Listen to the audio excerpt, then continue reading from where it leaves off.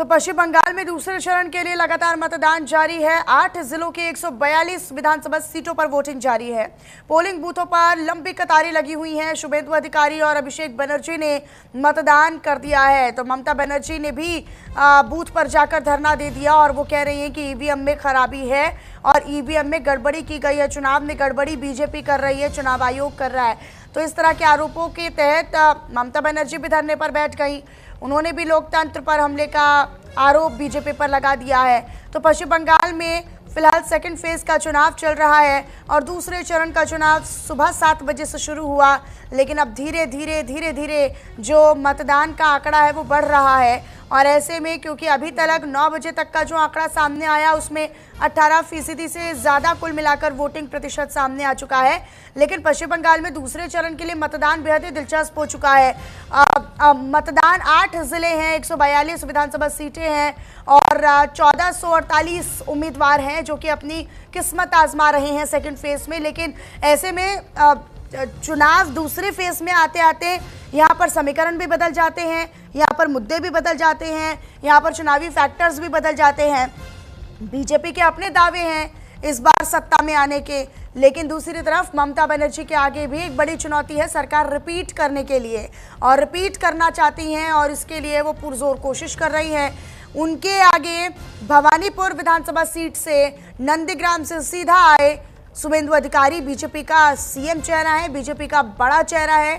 और जब बात बीजेपी कर रही है अलग अलग मंचों से कि अगला सीएम बंगाली ही होगा, तो शुभेंदु अधिकारी को ही सामने रखकर देखा जा सकता है। तो बीजेपी की तरफ से सीएम कैंडिडेट शुभेंदु अधिकारी कद्दावर नेता, अनुभवी नेता और तमाम राजनीतिक समीकरणों को साधते हुए नजर आते हैं। तो वहीं दूसरी तरफ मौजूदा स्तर पर अगर बात करें तो ममता बनर्जी जो लगातार वहां पर सीएम की कुर्सी संभाले हुए हैं और इस बार भी उनकी पूरी कोशिश है, लेकिन भवानीपुर सीट इस बार बड़ी हॉट सीट बनी हुई है। भवानीपुर सीट इसीलिए हॉट सीट है क्योंकि ममता बनर्जी यहाँ से चुनाव लड़ रही हैं और यहाँ से शुभेंदु अधिकारी बीजेपी की तरफ से उनको हराने की कोशिश कर रहे हैं प्रतिद्वंदी के तौर पर। वहाँ पर वो उनके चुनावी मैदान में उनके साथ है। अब पिछले 2021 की बात करें तो कुल 294 विधानसभा वाले पश्चिम बंगाल में कुल 213 सीटें जो है वो टीएमसी के हिस्से आई थी और बाकी की 2 सीटें अन्य के खाते में और 77 सीटें जो हैं वो आई थी बीजेपी के खाते में। माफ कीजिएगा, 215 सीटें टीएमसी के खाते में आई थी। लेकिन इस बार 200 पार का नारा जो है वो बीजेपी लगा रही है। प्रधानमंत्री भी अलग अलग मंचों से कह रहे हैं कि दीदी की विदाई और दीदी को टाटा बाय बाय बोलने का समय अब आ गया है और जनता जो है वो पश्चिम बंगाल में परिवर्तन चाह रही है। उनकी रोड शो, उनकी रैलियां, उनकी जनसभाएं, उनके चुनावी कार्यक्रमों में जो लोगों की भीड़ उमड़ रही है उससे यही अंदाजा लगाया जा रहा है कि इस बार परिवर्तन के मूड में यहाँ की जनता नजर आ रही है।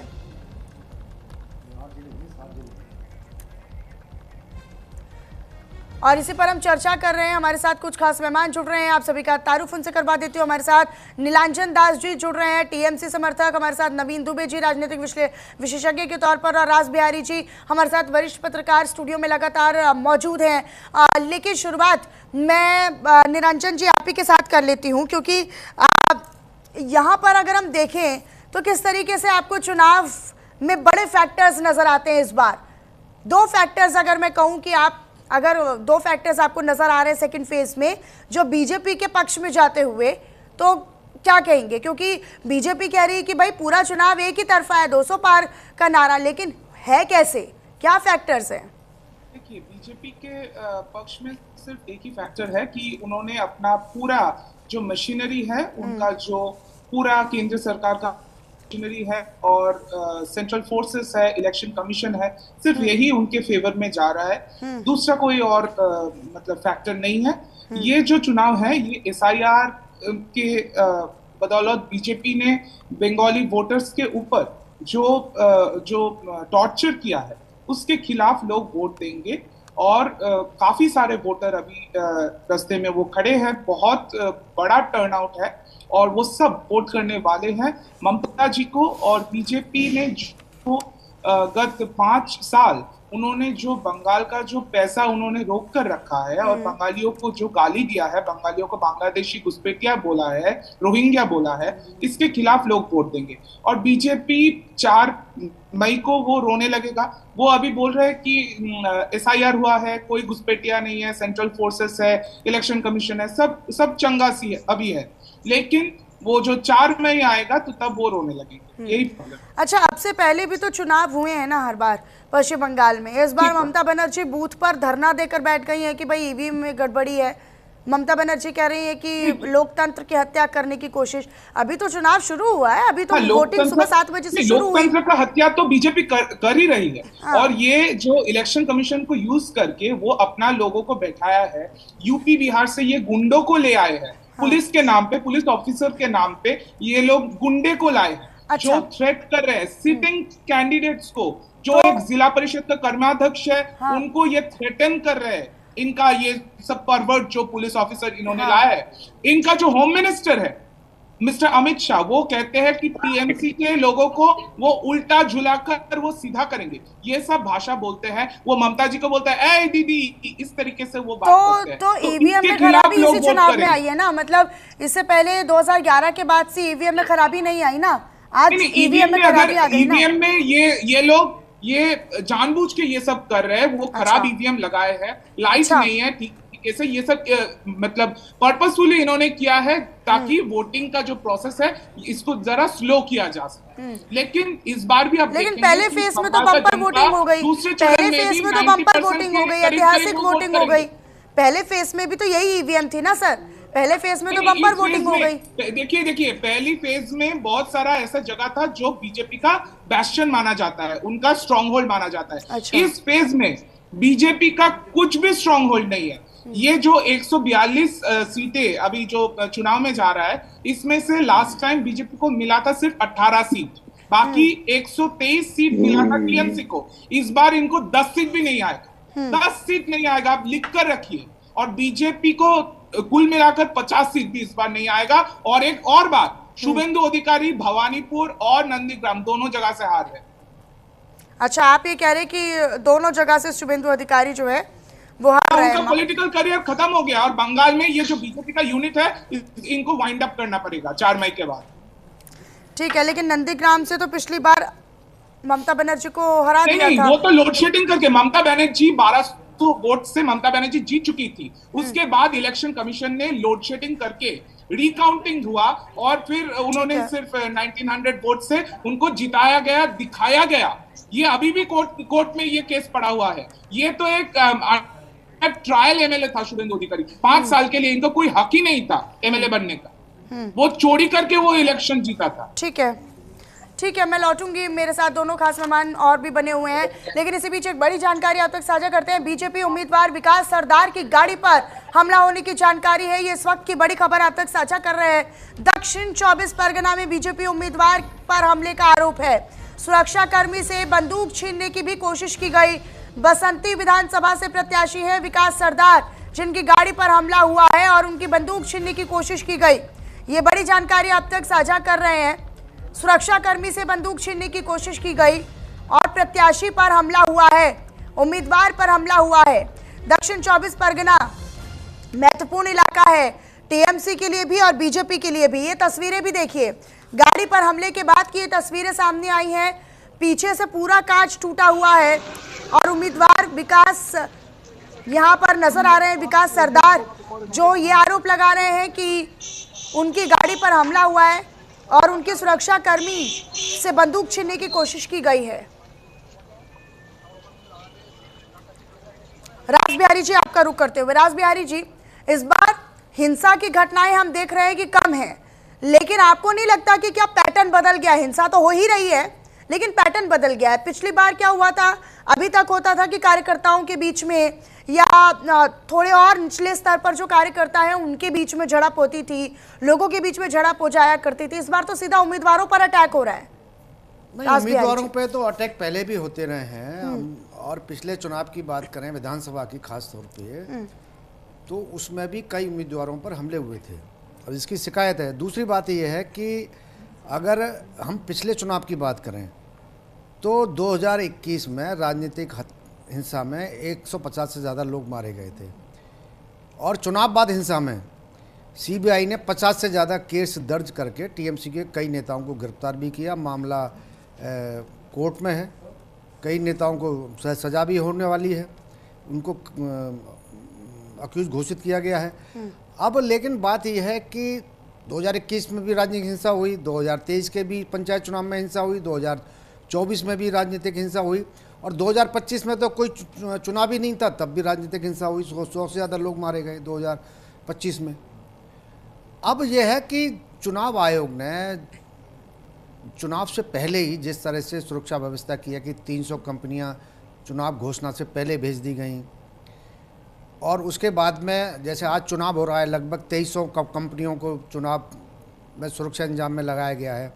सुरक्षा व्यवस्था तो की गई है और निगरानी भी की जा रही है लगातार, और भी व्यवस्थाएं की गई हैं। खास तौर पे सीसीटीवी लगाए गए हैं, बूथ के बाहर भी, बूथ के अंदर भी। ये पहली बार ऐसा हुआ है। दूसरा, जैसे टीएमसी के समर्थक कह रहे थे कि ममता बनर्जी तो वहाँ पर हराया गया। ममता बनर्जी को जबरदस्ती नहीं हरा सकता था। कह रहे पहले जीत गई थी। जिस ममता बनर्जी ने भय और आतंक मचाकर पिछला विधानसभा चुनाव जीता हो, अगर वो नंदीग्राम में अगर 1900 वोट से हार जाए और वो एक ये कह दिया जाए कि ज़बरदस्ती हराया गया, ऐसा नहीं है। ठीक है, मामला कोर्ट में गया होगा, लेकिन ममता बनर्जी तो आज भी धरने पे बैठी हैं। ममता बनर्जी ने तो उस वक्त भी अपनी टूटी हुई टांग से फुटबॉल खेलकर लोगों के सामने दिखाया था। तो ये कहना कि चुनाव में, और ख़ास तौर पे जिस तरह से एसआईआर को मुद्दा बनाया, कितने लोग एसआईआर के दायरे में आए हैं? सभी तो बात ये ना, 40 लाख के आसपास लोग सिर्फ एसआईआर के दायरे में आए, और जबकि पश्चिम बंगाल में तो घुसपैठियों की संख्या ही 1.5 करोड़ से वो ज़्यादा है। वहाँ लगातार डेमोग्राफिक चेंज हो रहे हैं। और आप मतलब अगर देखेंगे कि एक वर्ग का मत प्रतिशत 25 से बढ़कर 35 तक होने वाला है। कई जिलों में तो एक वर्ग ही बहुसंख्यक बना हुआ है। तो आप ये कह रहे हैं कि एसआईआर के दायरे में जो 40 लाख के करीब वोटर्स आए, ये वो लोग हैं जो वाकई में इफेक्ट हुए हैं। इसके अलावा जो मृत हैं या जिन्होंने अपना पता बदल दिया है, जो शिफ्ट हो गए हैं, वो इस दायरे में आप उनको काउंट नहीं कर रहे हैं? क्योंकि जो मेरे पास आंकड़ा है वो 90,83,000 तो तक का है। इसमें 47 लाख तो सिर्फ मृतक वोटर हैं, जिन इस बार किस कारण नाम काटा। एसआईआर में नाम नहीं कटा उनका, मतलब उनका इस वजह से नाम नहीं काटा गया है कि वो अपने कागज नहीं पेश कर पाए, वो मृतक वोटर थे, इस कारण नाम काटा गया है। ठीक है। अच्छा, इस बार आक्रामक तरीके से ममता बनर्जी भी नजर आ रही हैं, शुभेंदु अधिकारी भी अपनी जीत का दावा कर रहे हैं। आपका आकलन सर क्या कहता है?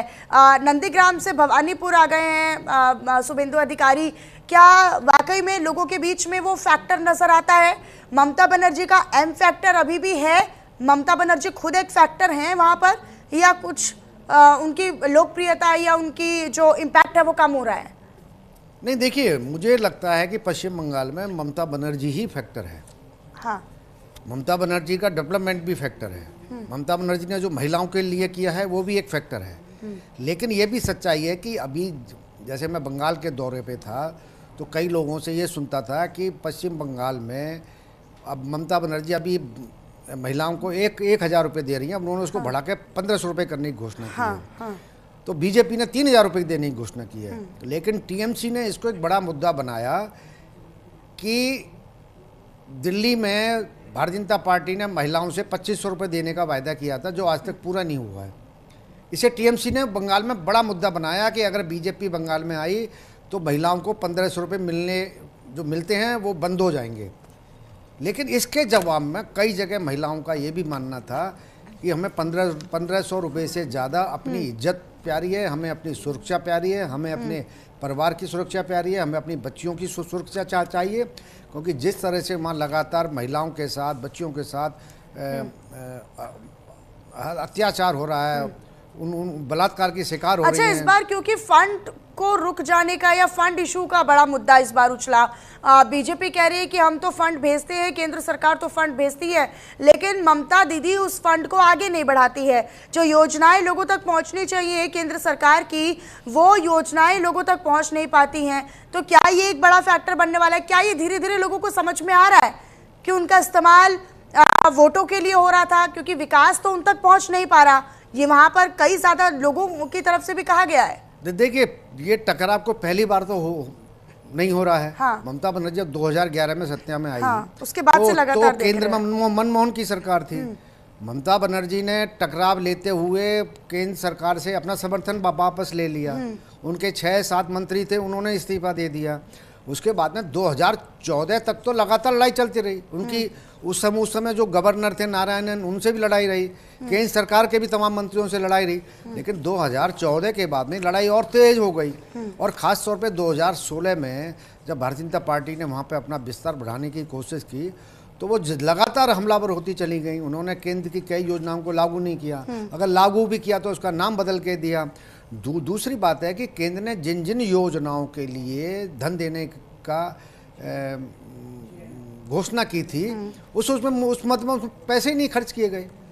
अगर आप उसमें देखें कि जब वहाँ पर भयंकर भूकंप, जब भयंकर तूफान आया था, तो उस समय सहायता राशि, अम्फान में सहायता राशि के नाम पर जो केंद्र सरकार ने पैसा दिया था, उसमें कितना बड़ा, उसमें बड़े बड़े घोटाले के आरोप लगाए गए थे। उन्हीं की पार्टी के नेताओं ने आरोप लगाए थे कि भाई दादा लोग मिलकर इस सहायता राशि में बड़ा घोटाला कर रहे हैं।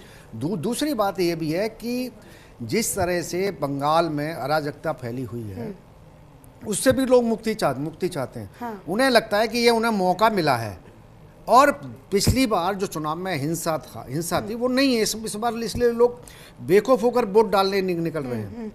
मैं जब बंगाल में था तो लोग चुप रहते थे और कहते थे तो कि क्या ये जो वोटिंग परसेंटेज बढ़ा है, ये बीजेपी के लिए खुशखबरी है सर? मतलब बीजेपी का वोट परसेंटेज बढ़ा है, ये बम्पर वोटिंग क्या इशारा करती है पहले फेज? देखिए, अगर इसको देखा जाए तो दोनों ही दल इस बात की दावा कर रहे हैं कि ये बढ़ा हुआ प्रतिशत हमारे पक्ष में गया है। हाँ। और सच्चाई क्या है ये 4 तारीख को पता चलेगा। लेकिन जो एक अनुमान लगाया जा रहा है वो ये है कि ये बढ़ा हुआ जो वोट है ये बीजेपी के पक्ष में गया है, क्योंकि इस बार राजनीतिक हिंसा ना होने के कारण जो बीजेपी समर्थक था, जो वोट डालने से डरता था, जो बूथ पर नहीं जाता था, जिसके आई कार्ड टीएमसी के गुंडे छीन कर ले जाते थे, इस बार टीएमसी ऐसा कुछ नहीं वो कर पाई है। इस कारण वो लोग वोट डालने पहुंच रहे हैं। अगर आप देखेंगे शहरी क्षेत्र में भी इस बार गर्मी के बावजूद लोग वोट डालने वो निकले हैं। अगर सुबह 9 बजे तक 19% अगर मतदान हुआ है तो ये पहले चरण की तरह ही है। पहले चरण में भी मतलब पिछले चुनाव में भी सिर्फ कलकत्ता को छोड़ते तो बाकी जगह 86 से लेकर 89% तक वो वोटिंग हुई थी। इस बार ये वोटिंग 4%, 5% और ज़्यादा हुई है। और अगर हम कलकत्ता का ही खाली बात करें, जहाँ तब पिछली बार 63% वोटिंग हुई थी, अगर वहाँ 75% वोटिंग हो जाती है तो इसका मतलब है कि वहाँ 12% या हो सकता 80% वोटिंग हो, तो वहाँ तो 18% वोटिंग ज़्यादा होगी। और लेकिन मुझे लगता है कि कलकत्ता वगैरह में भी, कलकत्ता खासकर कलकत्ता हो गई या उसके समेत जो इलाका है, हावड़ा है, हुगली ये इंडस्ट्रियल है, ये औद्योगिक सीटें हैं, ये अर्बन है, सेमी अर्बन सीटें हैं। दूसरा जो कलकत्ता से लगती हुई नॉर्थ और साउथ 24 परगना की जो सीट है, वहां भी वोटिंग पिछली बार भी अच्छी हुई थी और इस बार भी और ज्यादा अच्छी। ये काम किए थे जो ईसीआई के या हमारे देश के कानून के खिलाफ है, सिर्फ ममता बनर्जी को फॉल्स वोटिंग बचाने के लिए। अब सवाल ये है, डेफिनेटली वो लोग क्यों किए? क्या ये ऑफिसर्स खराब है? नहीं, ना यहाँ का पुलिस ऑफिसर खराब होते हैं, ना यहाँ के जो सरकारी ऑफिसर्स खराब होते हैं। उनका हर कोई फैमिली को डेथ थ्रेट मिलता है, हैरासमेंट का थ्रेट मिलता है तृणमूल के तरफ से। मतलब अगर आप सरकारी अफसर हो या ना हो या आम नागरिक हो, आप तृणमूल के जो 2 नंबरी काम है इस विषय में, मतलब कोई नेगेटिव बात बोले, मतलब कड़वा सच बोले, तो आपको थ्रेट मिलेगा और आपको आपका काम करने नहीं दिया जाएगा। तो बस इसके चलते हुए जो जो हो रहा है हर कोई बूथ में, जहां ईसीआई का नियम है, कोई भी बूथ में जो किसी भी पार्टी का एजेंट हो, अगर वो एजेंट उसका बगल वाली कोई बूथ से हो, वो बैठ सकता है। लेकिन तृणमूल का एजेंट ने ये देख के हल्ला गुल्ला किया, और जो प्रिसाइडिंग ऑफिसर्स हैं, जैसे वो लोग ममता बनर्जी के कहने पर डेथ हुए लोगों का नाम डिलीट नहीं किया, वो लोग भी तृणमूल के सुर में सुर मिला के हाँ आप नहीं बैठ पाओगे, यानी फॉल्स वोटिंग होने का जो प्रयास है, उस प्रयास की जो दलदल है, चक्र है, उससे ये सरकारी कुछ ऑफिसर्स निकल नहीं पाए, क्योंकि उनका थ्रेट रहता है, फैमिली थ्रेट, बस यही चलता है यहाँ। तो वही बहुत सारा कंप्लेन आया है बहुत सारा बूथों में। ये लोग क्या करते हैं कि मतलब मारपीट करते हैं, यानी, और ये तृणमूल का गुंडे लोग भाजपा के जितने भी कार्यकर्ता लोग हैं उनको जाके मारते हैं। पुलिस उसके ऊपर नरम आचरण करते हैं, सॉफ्ट, तृणमूल के गुंडे के ऊपर, क्योंकि ये लोगों को। तो ये जो कुछ पॉलिटिकल रिएक्शंस हैं वो हम आपको सुनवा रहे हैं। देखिए, मौसम भले ही पश्चिम बंगाल में अभी बूंदाबांदी के बाद सुहावना हो गया हो, लेकिन आज चूंकि मतदान चल रहा है तो इस लिहाज से सियासी जो गर्मी है वो अपने चरम पर है, और इस लिहाज से सियासत में गर्मा गर्म आज बहस भी देखने को मिल रही है और वो प्रतिक्रियाएं भी। हमारे साथ राधिका भट्टाचार्य शाह जी भी जुड़ गई हैं बीजेपी की तरफ से। मैम, आपका भी बहुत स्वागत करती हूँ। मैं आपका रुख करूँ, लेकिन नवीन जी बहुत देर से हमारा इंतजार भी कर रहे हैं, मैं उनके पास नहीं जा पाई हूँ, उनका रुख कर लेती हूँ। नवीन जी, क्या लग रहा है आज? ममता बनर्जी धरने पर बैठ गई हैं, टीएमसी सांसद महुआ मोइत्रा के खिलाफ एफआईआर दर्ज हो गई है, आरोप प्रत्यारोप चल रहे हैं, इस बार अपनी साख बचाने की कोशिश ही ममता बनर्जी कर रही हैं। मतलब उनको भी पूरी तरीके से कॉन्फिडेंट नहीं है कि वो भी आएंगी सत्ता में, उनको भी थोड़ी बहुत तो चैलेंजिंग लग रही है इस बार स्थिति। मनीषा जी, देखिए, ऐसा है इस चुनाव में और 2021 के चुनाव में, 2021 में चुनाव जब हुआ, भारतीय जनता पार्टी तब भी बड़े एग्रेशन के साथ चुनाव लड़ी थी, और प्रधानमंत्री मोदी ने वहां नारा दिया था 2 मई दीदी गई, तो बड़े आक्रामक हमले हुए थे। उस समय ममता बनर्जी की किसी तरीके की कोई स्कीम महिलाओं के लिए नहीं थी, बावजूद इसके 50% महिलाओं ने टीएमसी का साथ दिया था, 37% महिलाओं ने भाजपा के पक्ष में वोटिंग की थी, और उस हिसाब से 213 सीटें करीब ममता बनर्जी जीती थी। अब जो चुनाव हो रहा है, इसमें महिलाओं के लिए पहले से योजना चल रही है, लक्ष्मी भंडार योजना है, बहुत सारी योजनाएं चले, 9 योजनाएं वहां बंगाल में चल रही है इस समय, जिसमें छात्रों के लिए भी सब कुछ है। तो इस तरीके की योजनाओं से आधी आबादी तो वैसे ही प्रभावित है ममता बनर्जी से। अब भारतीय जनता पार्टी जो अपना लेके आई मैनिफेस्टो, उसने कहा कि हम सब 3000 रुपए देंगे आपको, यानी 18,000 मिलते हैं उनको, ममता बनर्जी 36,000 ये कर देंगे। लेकिन प्रश्न ये है कि आपकी गारंटी की कीमत क्या है, क्या उसका बेस है? आपकी क्रेडिबिलिटी जीरो है। दिल्ली में आपने घोषणा की थी, नहीं मिला। अच्छा। आपने राजस्थान में घोषणा की थी, नहीं मिला। आपने बिहार में दिया 10,000 रुपए, विद इन दी इलेक्शन दिया, उसका आपको लाभ मिला। लेकिन महाराष्ट्र में क्या किया आपने? पहले दिया, उसके बाद में अब छटनी कर दी उसमें। तो ये कैरेक्टर जो भाजपा का है वो वहां बंगाल के लोग बूथ में जा रहा था उस समय, ये टीएमसी का जो कैंडिडेट थे उसका गुंडा मुफीजुल और जो लोग है वो सब लोग एक साथ आके उसको बंदूक से पीछे से माथे पे मारा, रॉड से मारा, और मारने के बाद वो उसका माथा फट गया, 6 स्टिच हुआ। तो हॉस्पिटल पे, अभी हॉस्पिटल पे है, चापड़ा हॉस्पिटल में एडमिट। उसके बाद थाने पे भी कंप्लेन किया गया। चापड़ा तो बदनामी था वो इलेक्शन के टाइम पे संतोष करने के लिए, अभी भी तो वो तो नहीं, इलेक्शन कमीशन नहीं, 2-3 जगह पे से हुआ है। तो उसके लिए हम जो वहाँ पे बूथ जाम करने की कोशिश कर रहा था, वो रास्ता में थ्री काल से हो रहा था। और ये चापड़ा का जो कैंडिडेट है, निर्वाचन कमीशन उसको दागी अलाव ये किया है, ठीक है जी, उसके इशारे पे ये सब कुछ हो रहा था। तो इसलिए मैं हमको पूरा बोल दिया निर्वाचन कमीशन को और ये को, जब फ्री एंड फेयर इलेक्शन चाहिए, और चापड़ा का लोग अगर वोट दे सकता है तो इस लोग को उखाड़ के फेंक देगा। आप क्या चाहते हैं इलेक्शन कमीशन से अभी की? फ्री एंड फेयर इलेक्शन, और कुछ नहीं चाहिए। कोई लोग कुछ धमकाना फमकाना नहीं चाहिए। हमारा धमकाना ऐसा कोशिश कर रहा है अभी भी, मगर इलेक्शन कमीशन को मैं सूचित कर रहा हूँ कि पुलिस को सूचित कर रहा हूँ, सीआरपीएफ को सूचित कर रहा हूँ कि ऐसा कोई काम नहीं होना चाहिए। सीआरपीएफ और पुलिस के काम से आप खुश है? अभी जो काम कर रहा है ठीक है। ठीक है, तो देखिए चुनाव आयोग को लेकर, बीजेपी को लेकर और प्रशासनिक व्यवस्थाओं को लेकर तमाम तरह की जो प्रतिक्रियाएं हैं वो आ रही हैं। नवीन जी, आप अपनी बात पूरी कीजिएगा, उसके बाद मैं राधिका जी के पास जाती हूँ। बिल्कुल, देखिए ऐसा है, तो मैं ये बात जो कह रहा था अभी, आप आपराधिक पृष्ठभूमि की बात आ रही है, ये सब टीएमसी के गुंडे, इसके गुंडे।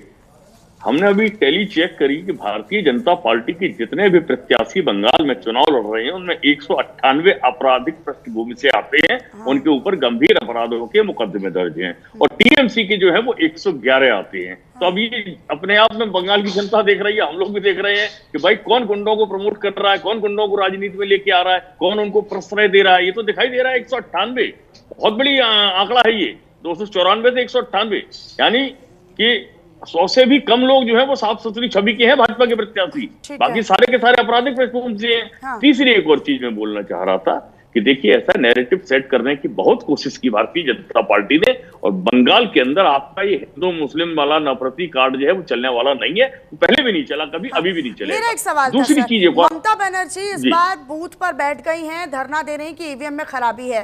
भाई अब से पहले भी तो चुनाव हुए हैं, इसी ईवीएम से चुनाव हुए हैं, अभी तक तो वो धरने पर नहीं बैठी थी। दूसरी चीज, ये तो विपक्ष तब ये तो तब दाव पेच खेलता है ना जब रिजल्ट आ रहे होते हैं, और जब विपक्ष को लगने लगता है कि वो हार रहा है तो हार का ठीकरा ईवीएम पर फोड़ दिया जाता है। इस बार ममता बनर्जी चुनाव शुरू हुए, वोटिंग शुरू हुए 2 घंटे नहीं हुए कि वो धरने पर बैठ गई और वो कह रही है कि ईवीएम में खराबी है। तो क्या उन्हें अपनी हार का डर अभी से सताने लग गया है, मैं ये मानूं? नहीं, देखिए 2-3 चीजें होती हैं। अगर स्लो वोटिंग हो रही है और इस तरीके की शिकायत अगर उनके पोलिंग एजेंट या कार्यकर्ता करते हैं, भले ही वो चाहे भाजपा के कार्यकर्ता हो या टीएमसी के हो या कांग्रेस के हो या सीपीएम के हो, अल्टीमेटली जब कार्यकर्ता अपने नेता को शिकायत करता है, वो देखता है कि जाके लंबी लाइनें लगी हुई हैं और वोट नहीं लोग डाल पा रहे हैं, स्लो वोटिंग प्रोसेस हो रहा है, क्योंकि मुख्यमंत्री भवानीपुर से खुद चुनाव लड़ रही हैं। तो जाहिर सी बात है कि एक बड़ा चेहरा है वो, और अपने ही क्षेत्र में अगर उनके यहाँ कोई पोलिंग बूथ पर स्लो वोटिंग हो रही है, प्रोसेस स्लो है, तो उसकी शिकायत तो वो करेंगे, उसी को लेकर वो बैठी है मेरे ख्याल में। और तो कोई उन्होंने इस तरीके का आरोप नहीं लगाया कि सब वोट कन्वर्ट हो रहा है या इस तरीके की धांधली वोट कन्वर्ट नहीं, उन्होंने कहा है कि भाई चुनाव में धांधली है, गड़बड़ी हो रही है, ईवीएम में खामी आ गई तो ईवीएम में गड़बड़ी हो गई है। वही पुरानी बातें, ऐसा कोई नई बात नहीं है। ममता बनर्जी वही पुरानी जो हर राज्य में विपक्ष करता है वही कर रही है। लेकिन बड़ी बात सवाल इसीलिए उठ रहे हैं कि अभी तक वो विपक्ष में आई नहीं है, अभी तो वो सत्ता में ही है। विपक्ष में आने की भूमिका अभी से तैयार कर रही है क्या वो, ये सवाल था। राधिका जी, इस बार क्या लग रहा है, क्योंकि सेकंड फेज इतना मजबूत बीजेपी का नहीं रहा, फर्स्ट फेज में पक्ष आपके माहौल में रहा, सीटें आपकी थी, गढ़ तो मैं नहीं कहूंगी लेकिन मजबूती आपकी थी वहां पर, इसीलिए बम्पर वोटिंग भी हो गई। इस बार दक्षिण 24 परगना की 31 सीटें आती हैं, बीजेपी के हिस्से 1 नहीं आती है। कोलकाता रीजन में कुल 35 सीटें आती हैं, टीएमसी के खाते में 34 है, बीजेपी 1 में भी नहीं जीतती है। चुनौती तो है ना इस बार। मैम अनम्यूट कर लीजिए प्लीज।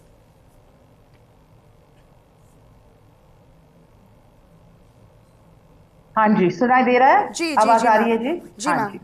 अब पहले तो मैं ये कहूंगी कि ये बंगला का जो ये एक अंतिम चरण सिर्फ चुनाव नहीं है, ये लोकतंत्र और लूटतंत्र के बीच का ये लड़ाई है। और आज जो 142 विधानसभा क्षेत्रों में मतदान हो रहा है और कलकत्ता के 11 क्षेत्र भी इसी चरण में शामिल है, ये शहरी मनोवृत्ति भी इससे शहरी मनोवृत्ति भी सामने आएगी। और बहुत बड़े स्तर पर केंद्रीय सुरक्षा बल तैनात है, तो जहां वास्तव में शांति और होती है वहां इतनी बड़ी सुरक्षा तैनाती की जरूरत नहीं होती है। अभी ये देखिए, महत्वपूर्ण क्षेत्रों की बात करें और मैं नाम लूं, अगर भवानीपुर है जी, वो ममता बनर्जी जी का क्षेत्र है, और जो नंदीग्राम है वो सुवेंदु जी का है, और फाल्ता जो है दक्षिण 24 परगना में वो विवाद का एक केंद्र है। और अगर कहे जादवपुर, बेहाला, बालीगंज, कस्बा, राजबिहारी, ये शहरी प्रभाव वाले क्षेत्र है। और जो डायमंड हार्बर रहा और जो दक्षिण 24 परगना बेल्ट रहा वो अभिषेक बैनर्जी जी का प्रभाव है। ये सिर्फ क्षेत्र नहीं है, हमें समझनी चाहिए ये टीएमसी के शक्ति केंद्र है जहां बीजेपी सीधा चुनौती उनको दे रहा है। और दूसरी बात कहूँ कि ये जो जनता का मूड है, अगर आप जमीन पे देखें, जमीन पर डर जो है इस बार बिल्कुल कम है। जमीन पर डर जो है इस बार विरोधी दल समझ रहे हैं कि लोगों ने पहले फेज में देख लिया कि निडर होके वोट करना किसको कहते हैं, और सख्त सुरक्षा के कारण लोग खुलकर मतदान तो दे रही है इसलिए। और गांव में सत्ता विरोध और शहरों में चुपचाप बदलाव, यही होती है हमेशा वो जो अगर मूड की बात करें तो इस बार बंगला का जो मतदाता है वो चुप है लेकिन अंदर से क्रोधित है, और ये क्रोध मत पेटी में दिखेगा।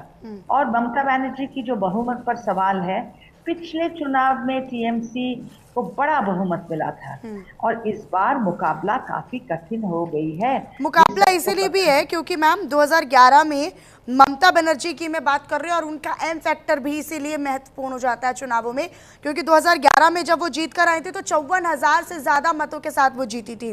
2016 में 28,719 मतों के साथ और 2021 में 58,000, मतलब 28 से सीधा 58,835 वोटों के अंतर के साथ वो अपने प्रतिद्वंदी को हराती हैं, शुभेंदु अधिकारी को हराती हैं और फिर वो यहाँ से जीत जाती हैं। लेकिन सवाल ये है कि किस तरीके से इस बार का वो एम फैक्टर नजर आता है। हालांकि पिछली बार वो चुनाव जरूर जीती, लेकिन इस बार धीरे धीरे उनकी लोकप्रियता उनकी चुनावी रैलियों में थोड़ी बहुत कम नजर आई, लेकिन फिर भी आपके लिए तो चुनौती है ही, शुभेंदु अधिकारी के लिए भी चुनौती है। देखिए हर निर्वाचन में हर पार्टी के लिए चुनौती आती है, पर अब जो जमीनी स्तर पे जमीनी तौर पे हम जो देख रहे हैं वो यही देख रहे हैं जैसे फेज 1 में देखा था। देखिए मतदानों का ये जो मानसिकता वो बदलता नहीं है क्योंकि वो उत्तर में है या दक्षिण में है। वो लोग सब उन्होंने सब गौर किया कि किस तरीके से फर्स्ट फेज में लोग निडर होके आए। पिछले बार की जो आपने आंकड़े बताए वो बिल्कुल सही है, पर पिछले बार का माहौल और आज के माहौल में बहुत ही फर्क है। और पिछले बार गुंडागर्दी थी, पिछले बार ममता बनर्जी की जो काडर के लोग जिस तरीके का काम हमेशा करते थे, बूथ में जाके इलीगल काम करते थे, तब हुई थी। इस बार अगर आप देखें तो उन चीजों की संभावना बिल्कुल नहीं है। कुछ जगहों में हुआ है, गुंडे उनके निकले हैं, पर उनका जो हशर हुआ है सुरक्षा बलों से वो सबने देखा है। नहीं, लेकिन टीएमसी बोलती है कि अमित शाह इस तरह की लैंग्वेज का इस्तेमाल करते हैं कि हम टीएमसी को ऐसे लटका देंगे, उल्टा लटका देंगे, इस तरह की भाषा तो नहीं होनी चाहिए। नहीं, वो कह रहे हैं कि ये गुंडागर्दी हम हटा दें क्योंकि हटानी चाहिए और इस पे किसी को आपत्ति नहीं होनी चाहिए कि हम बंगाल की सफाई कर रहे हैं। और बंगाल की सफाई में सबको पता है कि बंगाल में ये जो गुंडागर्दी का राज आज से नहीं है, पिछले 50 वर्ष से चल रहा है। 34 साल जब सीपीएम था और अब 15 साल। निलंजन दास जी, ठीक है, निलंजन जी, ठीक है। नहीं, मैडम बोल रही है कि अमित शाह ने ये नहीं कहा है, उन्होंने कहा कि गुंडागर्दी को हटा देंगे। वो एकदम खुद गुंडा की तरह उन्होंने कहा कि अगर टीएमसी के लोग अगर घर से निकले 29 तारीख को तो उनको 5 मई के बाद उनको उल्टा लटका कर सीधा करने का काम करेंगे। हम उनको कोट कर रहे हैं, ये बोला है अमित शाह ने, एक बार नहीं कई रैलियों पर। तो ये बीजेपी का मानसिकता दिखाता है और इसी वजह से इनका इस गुंडाइज्म की वजह से ही बीजेपी का हार होगा और बीजेपी खुद इस बार 50 के कम सीटों पर सिमट जाएगा। और इसी 5 मई के बाद आपको मुझे सुनना पड़ेगा। आपने मेरे पास आया है after hearing at least 4 BJP people. तो मैं जो बोल रहा था कि ये जो मेरा पिछला आपका स्टूडियो में जो वक्ता बैठे हैं वो बोल रहे थे कि 1.5 करोड़ घुसपैठिया है, बांग्लादेशिया है। अगर एक भी घुसपैठिया है तो उनको क्या एसआईआर में डिटेक्ट नहीं किया गया है? क्या वेयर इज दैट लिस्ट? उसका लिस्ट कहाँ है? और इस बार भी ये अभी से आज 29 अप्रैल है, आज से ही ये बीजेपी वाले इनका जो इकोसिस्टम है ये रोना धोना स्टार्ट कर दिए। इन्होंने कहा था कि हर कोई घुसपैठिया चला गया, हर कोई रोहिंग्या बांग्लादेशी सब चला गया, एकदम free and fair peaceful voting हो रहा है। आज से ही अगर ये रोना धोना स्टार्ट कर दे तो 4 मई के बाद ये कहां जाएंगे? इनका जो प्रदेश का अध्यक्ष है श्रमिक भट्टाचार्य जी, उन्होंने बोला है कि अगर इस बार this is our last election, अगर इस इलेक्शन हम नहीं जीत पाए तो हमारा तो यहाँ पर खत्म हो जाएगा, हमारा पार्टी खत्म हो जाएगा। तो वही होने वाला है। 4 मई के बाद बंगाल का जनता टीएमसी को फिर से 2/3 से ज्यादा मत देकर, सीट्स देकर, लेकिन एंटी इनकम्बेंसी भी तो एक बड़ा मुद्दा है ना सर। कोई एंटी इनकम्बेंसी अगर कुछ है ये मोदी के चेहरे के खिलाफ है। मोदी कहा है कि बंगाल में 294 सीट्स में हम खुद प्रत्याशी है, ये बोला है मोदी जी ने। और बंगाल का जनता मोदी जी को देख चुका है कैसे वो बंगाल से 6 लाख करोड़ रुपए वो ले जाकर, हमारा से टैक्स ले जाकर वो बंगाल को वंचित करते हैं और 2 लाख करोड़ रुपीस वो बंगाल को नहीं देते हैं और बंगालियों को गाली देते हैं। लेकिन प्रधानमंत्री तो ये कहते हैं कि हम तो योजनाएं लागू करते हैं, ममता दीदी उनको रोक देती है, मारा जाता है, पीटा जाता है, गालियां दिया जाता है। ठीक है, मोदी तो ये कहते हैं, प्रधानमंत्री तो ये कहते हैं कि हम तो फंड रिलीज करते हैं, हम तो योजनाएं सरकार के लिए, लेकिन उन्हें ममता दीदी आगे नहीं बढ़ने देती हैं। एकदम नहीं। मैं आऊंगी, मैं इसी पर आपका जवाब लूंगी सर। इसी बीच एक अपडेट अपने दर्शकों तक साझा कर देते हैं। पश्चिम बंगाल में 11 बजे तक बम्पर मतदान हो चुका है। 11 बजे तक जो मतदान फीसदी का आंकड़ा है वो 40% सामने आया है। 11 बजे तक 39.97% तक मतदान हुआ है, ये जानकारी है। तो करीब 40% तक मतदान हुआ है पश्चिम बंगाल में। 11 बजे तक का बम्पर आंकड़ा सामने आया है। बम्पर मतदान 40% के करीब मतदान हुआ है सुबह 11 बजे तक। तो ये जानकारी आप तक साझा कर रहे हैं। देखिए 11 बजकर लगभग 45 मिनट हो रहे हैं, लेकिन 11 बजे तक का ये आंकड़ा है। सुबह 11 बजे तक बम्पर मतदान हुआ है। ये वो इलाके जिनमें संवेदनशील सीटें भी आती हैं, संवेदनशील बूथ आते हैं। बंगाल में 11 बजे तक 40% मतदान हुआ है। इसके क्या मायने हैं? निलंजन जी अपनी बात आप पूरी कीजिएगा, उसके बाद मैं रास बिहारी जी के पास आती हूँ और इसके मायने भी समझूंगी। निलंजन जी अपनी बात आप पूरी कीजिए। लेकिन प्रधानमंत्री कहते हैं कि भाई हम तो फंड रिलीज करते हैं, हम तो योजनाएं देते हैं, दीदी उनको रोक लेती हैं। झूठ बोलते हैं ना। प्रधानमंत्री जी से ज्यादा झूठ और जुमले कोई और बोलता है इस देश में, तो उनका बात छोड़िए। अभी जो हम देख रहे हैं कि 40% वोटिंग हो चुका है। हाँ। हम एक्सपेक्ट कर रहे हैं कि ये 85% के खिलाफ करीब ये जाएगा, क्योंकि लास्ट टाइम भी आपने देखा था ये 92% के करीब वो था। ये इसीलिए हो रहा है कि SIR में करीब 90 लाख लोगों का नाम, हाँ। उनमें से कहीं ऐसे थे जो नॉन वोटिंग पॉपुलेशन थे, वो डेड थे, शिफ्टेड थे। ये सब नामों को हटाया गया है। अच्छा काम हुआ है। हाँ तो अच्छा हुआ ना, SIR तो अच्छा हुआ ना। ये सब नाम, ये जो ASDD का नाम जो हटा गया, चलो कम से कम देर आए दुरुस्त आए, देर आए दुरुस्त आए। आपने माना तो सही टीवी डिबेट में कि SIR अच्छा काम हुआ। पॉजिटिव आप सुन लीजिए। ये जो ASDD का नाम निकाला गया है, हम बहुत खुश है इसके लिए। तो ये सब जो वोटर थे ये नॉन वोटिंग थे, ये टोटल वोटर में पड़े रहते थे। ये सब चीजों को हटाया गया है। इसीलिए डिनोमिनेटर जो है, वोटिंग परसेंटेज क्या होता है कि कितना लोग वोट दिया है divided by total number of eligible voters, ये total number of eligible voter denominator क्योंकि कम हो चुका है, इसीलिए परसेंटेज ज्यादा आपको दिख रहा है। ठीक है रास बिहारी जी, ये जो 40% तक का मतदान अभी तक हुआ है 11 बजे तक, ये आगे कितना जाता हुआ नजर आता है? निरंजन दास जी कह रहे हैं कि 85% तक उनको नजर आता है, और अगर ऐसा होता है तो फिर ये अच्छी बात है। नहीं देखिए, इसका ज्यादातर फैक्टर SIR को वो देखिए, अगर आप कोलकाता को छोड़ दें तो पिछली बार भी सभी क्षेत्रों में मतदान प्रतिशत 85 से ऊपर ही रहा, बल्कि कुछ जगह पे तो 89% भी रहा। तो इस बार ये मुझे लगता है जिस तरह पहले चरण में बम्पर मतदान हुआ उसी तरह मतदान होगा, क्योंकि इसकी एक वजह साफ है कि इस बार सुरक्षा व्यवस्था बहुत अच्छी है, शिकायतों पर ध्यान दिया जा रहा है और बमबाजी नहीं हुई है। पिछली बार की अगर आप देखेंगे तो अगर आप पिछली बार के अखबार उठा के देख लें या अभी गूगल मारेंगे तो कितनी जगह बम फोड़े गए थे। लोग घरों से मतदान करने ही नहीं निकले। कोलकाता शहर में ही कई जगह बम फोड़े गए थे, हावड़ा में कई जगह बमबारी घटना हुई थी। इसी कारण पिछली बार मतदान प्रतिशत कम रहा था। लेकिन इस बार SIR भी एक बड़ा मुद्दा है, और दूसरा बड़ा मुद्दा है कि घुसपैठियों को बंगाल से बाहर निकालना है, ये भी एक बड़ा मुद्दा है। तो दोनों तरफ के लोग वोट देने आ रहे हैं, ये सही है। वो अभी बाहर नहीं गए हैं, नहीं गए हैं।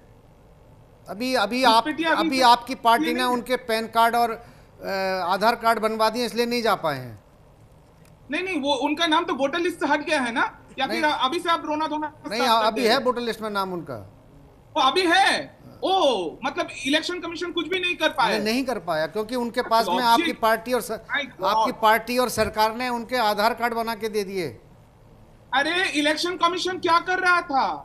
उन्होंने तो इलेक्शन कमीशन देर से जागा, पहले जागना चाहिए था उसको। सही कह रहे हो आप। फिर भी अभी तक वो गए नहीं है। आपकी बात बिल्कुल सही है, आपकी बात बिल्कुल सही है। इलेक्शन कमीशन नहीं जागा, देर से जागा। ये सब अच्छा, राज बिहारी जी, साइलेंट वोटर्स भी है ना, साइलेंट वोटर्स भी हर एक चुनाव में बहुत अहम फैक्टर होता है और एक अहम भूमिका निभाता है। इस बार भी कई ऐसे लोग हैं जो कैमरे के आगे कुछ और बोल रहे हैं, कैमरे के पीछे कुछ और बोल रहे हैं, वो भी फैक्टर्स है। और दूसरा, कुछ लोग ऐसे हैं जो बोल रहे हैं हम देखेंगे, हम करेंगे, हम सोच रहे हैं, तो वो साइलेंट वोटर्स है जो किसी का भी नाम नहीं ले रहे हैं। वो भी एक बड़ा फैक्टर हो जाता है जीत हार में। इस बार क्या लगता है, साइलेंट वोटर्स की भूमिका क्या रहने वाली है पश्चिम बंगाल के चुनाव में? देखिए, सबसे बड़ी बात है कि TMC का एक बहुत बड़ा, इसको कहना चाहिए, तंत्र है। वो क्लब के माध्यम से भी है, वो दादाओं के माध्यम से भी है। मतलब क्लब पे दादा ही हावी रहते हैं, जो जगह जगह वसूली, रंगदारी, टोलाबाजी, सिंडिकेट, इन सब मामलों में उनकी ही चलती है। अगर ग्रामीण क्षेत्रों में जाएंगे तो भेड़ी, यानी कि जो मछली के पालन तालाब होते हैं वो, ट्रांसपोर्ट, जहाँ पर फैक्ट्रियाँ हैं वहाँ पर फैक्ट्रियों से, और जो मजदूर सप्लाई किए वहाँ पर मजदूर सप्लाई करने का धंधा भी बड़े पैमाने पे चलता है। और वो सब जो सत्तारूढ़ दल हैं वही उनको ठेका मिलता है। पहले CPM के लोग करते थे, अब TMC के दादा करते हैं। और अगर आपको छोटा मोटा भी धंधा करना है, अगर आपको चाय की दुकान भी लगानी है, आपको अगर कुछ भी बेचना हो, आपको रेहड़ी पटरी लगानी हो, कुछ करना हो, सब्जी बेचनी हो, तो आपको वहाँ के जो लोकल दादा होते हैं उनको आपको रंगदारी देनी पड़ती है, नहीं तो आप दुकान नहीं लगा सकते वहाँ। इस बार बीजेपी से हैं दादा। दूसरी बात ये है, इस बार बीजेपी से हैं दादा। इस बार दादा वर्सेस दीदी का ही चुनाव है सर। तो इस कारण जो बहुत से लोग, ठीक है, बहुत से महिलाओं को लक्ष्मी भंडार योजना से फायदा हुआ होगा, युवाओं को फायदा हुआ होगा। लेकिन ये जो गुंडागर्दी है, जो अराजकता है पश्चिम बंगाल में, उससे लोग मुक्ति पाना चाहते हैं। और जिस तरह से बंगाल में महिलाओं के साथ अत्याचार हुआ है, लगातार बलात्कार की घटनाएं हुई हैं, तो उन सब से महिलाओं को मुक्ति चाहिए। खुद मुख्यमंत्री के जब कहते हैं कि रात को 7 बजे के बाद आप घर से बाहर मत निकलो, क्या जरूरत है आपको, क्या जरूरत है आपको 7 बजे घर से बाहर निकलने की? आप एक झूठे आदमी है, आप एक नंबर का झूठा आदमी है। नहीं, अरे भाई साहब, आप सत्यवादी हरिश्चंद्र है, मैं मान गया, ठीक है, है ना? आप कुछ नहीं जानते, टीवी में आके फालतू का बक रहे। नहीं, ठीक है, जवान संभाल के बात करनी चाहिए। सर, आपने नहीं तो 4 मई को 4 मई के बाद उन्हीं को सीधा करने की बात की जा रही, जो इस तरह की बातें करते हैं। आप जैसे लोगों को, अभी आप मेरे साथ गुंडागर्दी मत कीजिए टीवी में। आप जैसे लोगों के वजह से बीजेपी का हार होने वाला है। ठीक है नवीन जी, देखिए, ये TMC का ये सच्चा चरित्र है कि मैं चुप बैठूं। मैं अगर कोई आदमी, कोई नागरिक अगर सही मुद्दा वो उठाता है, ठीक है, बैठ के ये सब बोल रहे हैं। ठीक है, नवीन जी से सवाल कर लेती हूँ।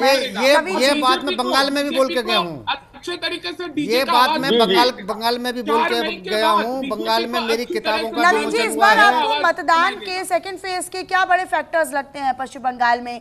मुस्लिम बड़ा फैक्टर लगता है, ममता दीदी बड़ा फैक्टर लगती हैं, महिलाएं बड़ा फैक्टर लगती हैं, या कुछ जो वोटर्स हैं, मतुआ वोटर्स बहुत बड़ी भूमिका निभाते हैं पश्चिम बंगाल में सरकार बनाने और गिराने में? क्या लगता है कौन से बड़े फैक्टर्स? देखिए मनीषा जी, जो फैक्टर्स आपने गिनवाए, मतुआ समाज ने पिछली बार के चुनाव में प्रधानमंत्री मोदी के नाम पर उनके कमिटमेंट के आधार पर भारतीय जनता पार्टी को वोट किया था, लेकिन उनको जो नागरिकता देने का वादा किया गया था और बाकी सुविधाएं देने का वादा किया गया था वो केंद्र की सरकार ने पूरा नहीं किया। तो एक मथुरा समाज के अंदर बड़ी नाराजगी भारतीय जनता पार्टी को लेकर है, ये स्वीकार करना पड़ेगा। दूसरी एक और चीज आती है कि आप जो पिछले चुनाव का आंकड़ा है 18 सीटें इनको मिली थी 142 में, आप कितना बढ़ा लेंगे? दोगुने कर लेंगे, इससे एक तो होने वाली है नहीं। जब बहुत आप जोर मारेंगे तो आप 36 सीटें ले लेंगे। और वहां 110 का जो आंकड़ा अमित शाह जी ने दिया, मुझे तो यही समझ में नहीं आ रहा है कि भाई कौन सी 42 सीटें छोड़ दी और पूरा 152 का दावा करना चाहिए था कि हम 152 पूरी जीत रहे हैं पहले चरण की, 42 कौन सी? सर आवाज नहीं आ पा रही है। भारतीय जनता पार्टी अगर अपनी 70 सीटें अपनी 77 सीट्स को रिटेन कर ले तो ये एक बड़ी जीत के रूप में मैं उसको देखूंगा। दूसरी ठीक है राधिका जी, 200 पार का नारा कैसे बीजेपी लगा रही है? 77 से कैसे सीधा 200 पार चले जाएंगे आप? इतना कॉन्फिडेंस क्यों है? क्योंकि माहौल इस बार का जो है वो एक निष्पक्ष मतदान का है और हमें पता है कि लोगों के ग्राउंड वर्कर्स हमारे पिछले कई सालों से इतना अच्छा काम करे हैं कि उन्हें पता है कि लोगों का नस क्या है, पल्स क्या है बंगाल में। और एक बात मैं कहूं, यहाँ इलेक्शन कमीशन भी संज्ञान में लिया है, इस तरीके से काम करेगा तो जो करना चाहिए होगा। मैं कैंडिडेट के साथ बात करके बात करूंगा। Bhupendra Yadav ji called me at 9 AM. I convey the situation. Just few minutes back, Honorable Home Minister, my leader Amit Shah ji called me. फलता का इंसिडेंट मैं उनको भी कन्वे करती हूँ। क्या लगे इसी तरह का जहांगीर खान यही टेक्निक यूज करता है? नहीं, टीएमसी का टेक्निक है। टीएमसी का टेक्निक है। तो इसी तरह हम लोग कार्रवाई कर रहे हैं। वेट अभी कुछ नहीं हुआ है। 35% वोट पोलिंग पर, अभी बहुत देखना बाकी है। Thank you. तो वोटिंग परसेंटेज को लेकर भी और तमाम बातों का जिक्र करते हुए यहाँ पर शुभेंदु अधिकारी नजर आए और लगातार वो प्रतिक्रियाएं दे रहे हैं। वोटिंग परसेंटेज 40% तक हो चुका है, लेकिन अब बढ़ने की उम्मीद है और निश्चित तौर पर अगर बम्पर वोटिंग होती है सेकंड फेज में भी अगर 80 से 85% तक मतदान जाता है तो वो किसके लिए अच्छा है और किसके लिए बुरा है, इसका फैसला 4 मई को हो जाएगा। बहरहाल बहुत शुक्रिया आप सभी खास मेहमानों का हमारे साथ जुड़ने के लिए और इस पर चर्चा करने के लिए। चर्चा लगातार आगे भी जारी रहेगी। रुक रहे एक छोटे से ब्रेक के लिए खबरों का सिलसिला